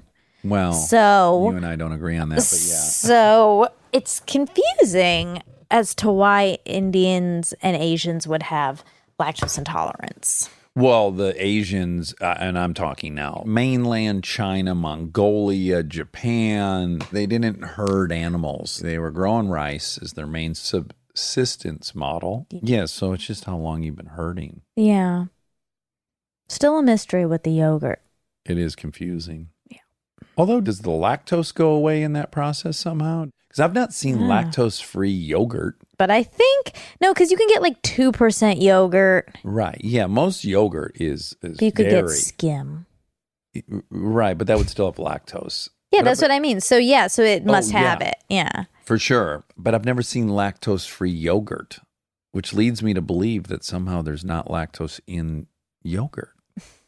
I'll look it up for next time. Okay, next year. This will be a mystery. Okay, great. So, Kamau's mom asked you if you knew about the Mau Mau. And right. you said no, and then she said, shame on you. That's right. It is a militant African nationalist movement that originated in the 1950s among the Kikuyu people of Kenya. Sorry if I mispronounced that. Sorry. The Mau Mau, origin of the name is uncertain, advocated violent resistance to British domination in Kenya. The movement was especially associated with the ritual oaths employed by leaders of the Kikuyu Central Association to promote unity in the independence movement. In 1950, the Mau Mau were banned by British authorities, and in October 1952, after a campaign of sabotage and assassination attributed to Mau Mau terrorists, the British Kenya government declared a state of emergency and began 4 years of military operations against Kikuyu rebels. By the end of 1956, more than 11,000 rebels had been killed in the fighting, along with about 100 Europeans and 2,000 African loyalists. More than 20,000 other Kikuyu were put in detention camps where intensive efforts were made to convert them to the political views of the government, i.e. abandon their nationalist aspirations. What do you think about passive versus violent resistance, peaceful versus... I know. So what's interesting is I am a big proponent of peaceful As am I. protest. And I think we have some historical evidence that it can be incredibly effective. Powerful. I.e. Gandhi. Yes. i.e. Martin Luther King. Mm-hmm. And at the same time, I can say I would have an impossible time accepting that if I was being put upon by the man.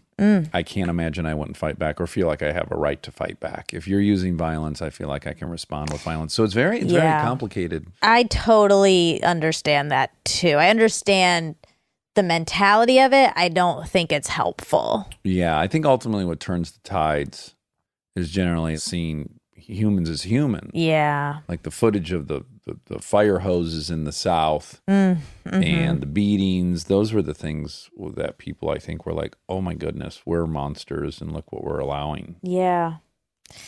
I If know. you see like a bunch of people kick the man's ass on TV, you're just not incredibly sympathetic to him, you know? Exactly. Well, it also feels like, okay, well, you're doing the same thing, so And who's if I was black, better?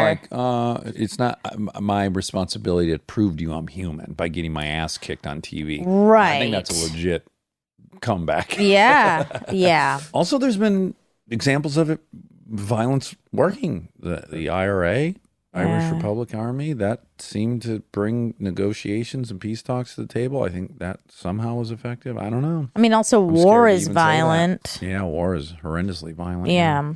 Kamau majored in East Asian studies. Of course. And so then I did a little research on East Asian studies. That does not include India, by the way. Yes, it does. Oh, shit. So, actually, East Asian, I don't know. It shouldn't. It probably doesn't. It probably doesn't. But it's labeled specifically East Asian. To get rid of the Indians out of it. Probably. Yeah, so like, So- we're not going to trouble you with any Indus Valley bullshit. You're not going to learn any of that. What's confusing, too, is they used to, when people regularly called Native Americans Indians, the way to distinguish was to say East Indian as opposed to American Indian. Yeah, that's So what I said. Right. So we're getting this word East in there. I was married to it permanently. I don't like it because it's really the western edge of Asia. It's very I don't even east. I don't even consider it. Well, again, it's east of Europe, but it's very much west of China. And, Okay. you know. It's still generally east. I don't want to totally it's in the eastern hemisphere Oh, for sure. no. Oh, rats. My- Well, you got your charger right there. Yeah. Let's plug that prick in.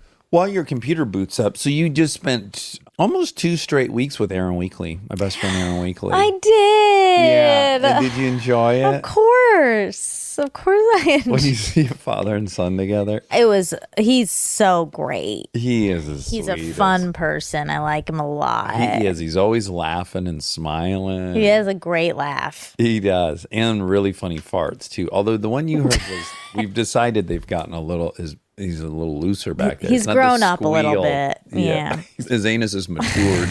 I only heard one fart, I think. Right, and it wasn't what I was hoping for. Yeah. It wasn't the one I was described in junior high where girls thought it was cute. It was cute. Cuter, yeah, than an average fart. It was a little higher in the register. It was high, yeah. It was a falsetto. Yeah, you guys really have fun together. It's very sweet. Is it annoying? No. Good. No, it's not annoying. Yeah, you guys talked about how hot you wanted your coffee at Dairy Queen for 10 minutes. I wasn't at the table you were at, but I could hear just this outrageous laughter. It's so much. It hurt my stomach in a way that hasn't hurt my stomach in a decade. That's Laughing. fun. Yeah, our whole thing was we want the coffee so hot. It's got to be so hot. The coffee we want to the point where we want to pull up. They'll say, "Welcome to Dairy Queen. Can I take your order?" I'm going to pull up to the window. I'll just be right up, and then we hand them a binder, and in the binder is gloves for them to handle the coffee. Eventually, once they get it hot enough. Yeah, and then a laminated instruction on how to get it hot enough. So We want it to be so hot that we can't handle. Whatever you do, don't hand me the coffee. I'm going to pull the truck up and lower the tailgate, and you'll put it in the tailgate with the gloves. no, my question isn't about the coffee. Okay. It's about, do you think something just gets heightened because it's you two? Like, I think if you started going down this rabbit hole with like me or Charlie, Perfect 10 Charlie, or even like Ryan, like you'd laugh, but it would not do what's happening with. Like there's a strain of absurd that he and I like. Like it's the same every time. It's like we'll start talking about what it should say in a car sales ad. The more boring the example could be, the funnier it is. And it just keeps building and building. See, this won't be funny to you, but the new Chevy Volt has 4 door handles. And then you just try to funny. build on the most boring Mundane. things that could be in this ad, and it just doesn't end. Yeah. Yeah. I think it's funny. Okay. I think you like the thing you're talking about, but I think there's an added thing happening. Even if the conversation were exactly verbatim with another person, Oh, I wonder. I don't think it would be the same result. Yeah, maybe not. Yeah. Maybe not. Which is cool. It's so fun. Okay, back to East Asia. Harvard awards the most degrees in East Asian studies in the United States. But Kalamazoo College, In Michigan. why is it called Kalamazoo College? That's the name of the city. I know, It but sounds like kangaroo. it sounds Kangaroo. like literally clown college. It does. And by the way, Kalamazoo is a great place. So there's nothing bad about Kalamazoo. No. If I told you, like, hey, did you know that they opened up a zoo and it's only kangaroos? Yeah. And you go, what's the name of it? And I go, Kalamazoo. You'd go, oh, that makes perfect Yep, sense. I would. Kangaroo zoo. Kalamazoo Kangaroo Zoo. Welcome to Kalamazoo Kangaroo Zoo. Well, it's tricky because it's Kalamazoo Zoo. Z-O-O. So it'd be 2 zoos. Yeah. It'd be Why? Because Kalama. Kalama means 2? No, no. 2 zoos. Just if it was Kalamazoo Zoo, Oh, sure. then it's sure. 2 zoos. It would be 2 zoos. It was like a Native American originally, which it likely is. Not East Indian. No. It's Native American because we have a lot of Native American towns in Michigan named after Native. You know, like I think Sheboygan is one. Oh. And I don't know. Kalamazoo sounds like it. It would maybe be. it is. Yeah. But what if they had 2 zoos there, and it just means in Navajo, city of 2 zoos, because Kalama is 2. Anyway, Kalamazoo College. Kalamazoo College and Smith College have the highest percentage of degrees awarded in East Asian studies. Highest percentage, but not the highest amount. That's Harvard. Okay. More about East Asian studies. 722 total degrees were awarded in 2016. That's it? Yeah. Nationally? I think so. Oh my God. So maybe Harvard's leading the pack with like 35 students a year. Exactly. That puts Kamau in a very, puts him in a very exclusive club. It does. But he did drop out. Oh, good. So he does not have a degree from. Well, that probably is even a more exclusive club of people who majored in it and dropped out of it. I don't know, though, because it kind of seems like maybe a lot of people who would pick that would drop out. Do you think a lot of people drop out because they get there and they're like, no, India? Wait, I thought we were going to talk about India. Yep. I think there's a lot of confusion about what constitutes East Asia. It's going to be 80% China. So Kamau said that he started his political comedy when Obama was running for president. And he said he was getting angry about stuff. And then you made a joke. You said, why, you wanted Bob Dole to win? Oh, okay. Yeah. But Bob Dole was not running against Obama. Oh, no, he wasn't. McCain. Oh, but no. The second time it was Romney. Yeah. Shit. Dole was Clinton. Okay, Bob Dole. Yeah. Yeah. I, of course, voted for Hillary Clinton. Sure. I did enjoy Dole on the campaign trail and stuff. He was very likable. Yeah. I think he went on Saturday Night Live and stuff, and he always held a pen in his hand. Yeah. That was so Or young. something. Oh. Yeah, you're very I young. don't think. I think there was something. I don't think we need to start a rumor that Bob Dole has tremors. Okay, moving on. Okay. Anyway, no, actually not moving on, because I was in, I think, 4th grade during that election, and we were just chew it. Oh God, I forgot. Yeah, I literally forgot about misophonia. Yeah. Okay. We started chewing. I saw those tasty Marcona almonds. Yeah, this whole thing is just an ad for things. Marcona digestive snack. Anyway, 4th grade, and we were learning about elections. And I remember we were given, which I wish they would do this now. I wonder if they do in schools, where they basically give you a questionnaire and you have to answer questions about what you think. And at the end, it basically tells you if you're a Republican or a Democrat or a libertarian. Yeah. And who you should vote for. Clinton was my guess. Right. After I was filling it out, that's what I received on my questionnaire. But I didn't want it to be Clinton. I wanted it to be Bob Dole because I was in Georgia. Oh. And is he from Georgia? no, he was just a Republican candidate. Oh, okay. And so most people wanted Bob Dole to win there. Right. So then I wanted Bob Dole to win. Oh, okay. Oh, wow. Because I wanted to be like everybody, but I didn't really, because according to my questionnaire, I wanted Clinton to win. Oh, interesting. Yeah. Oh, so you went into it thinking you were going to land on Bob Dole. I was desperate to. You were hoping to, and then you landed on Clinton. Yeah. Wow. We just listened to a podcast. I wish I could remember. It was on Stuff You Should Know, and it was about the Fairness Act. Is that what it's called? Doctrine? Fairness Doctrine. And you know what's interesting? I can see the validity of both sides for sure. So basically that's radio became popular and there was a finite amount of stations, bandwidth available. They had to get the government in there to control it so just it didn't get monopolized by one voice and only disinformation being spread. So they made all these rules. You're going to present a point. You have to present the counterpoint. And I was like, oh, I like that. That's really good. I like that. And it really is a very fundamental conservative liberal debate because it's, does the individual have liberty in First Amendment rights? Or should we curb those rights for the betterment of the whole population? Oh, interesting. And what's interesting is like, I can't say that I'm one or the other. There are debates where I'm on one side of it and there's other debates where I'm on the other side of it. And it's kind of like just a pendulum for me that's swinging. In some situations, some contexts, it seems I lean liberal in that way. Like I think ultimately, yeah, the betterment of the masses in some cases is definitely worth whatever for individuals wanting to monopolize the radio bandwidth. But then there'll be another argument where I'm like, no, you're allowed to say what, you know. I think it'd be nice to be forced to see both sides right now, especially. Well, it correlates perfectly with us becoming completely bifurcated as a country with the erosion of these rules where you can really just say one message, you can editorialize, you don't have to give any opposing perspective. And, I think it's to the detriment of the collective. Yeah, everything's so divided, but I feel like it's been that way for a long time. Like when I would ride in the car with my dad when I was little and he would listen to Clark Howard. Do you know Clark Howard? I wonder if that's just a Georgia thing. But he was pretty conservative. Well, by the way, this all started happening around 87. Oh. And then the last bit of it where it was completely abolished was under Obama, his administration. Right. That's what I remember you saying yesterday was that it was abolished under Obama, but cable TV's been... Well, yes, it started getting heavily eroded in the 80s because of cable TV. Because there wasn't finite bandwidth anymore. Right.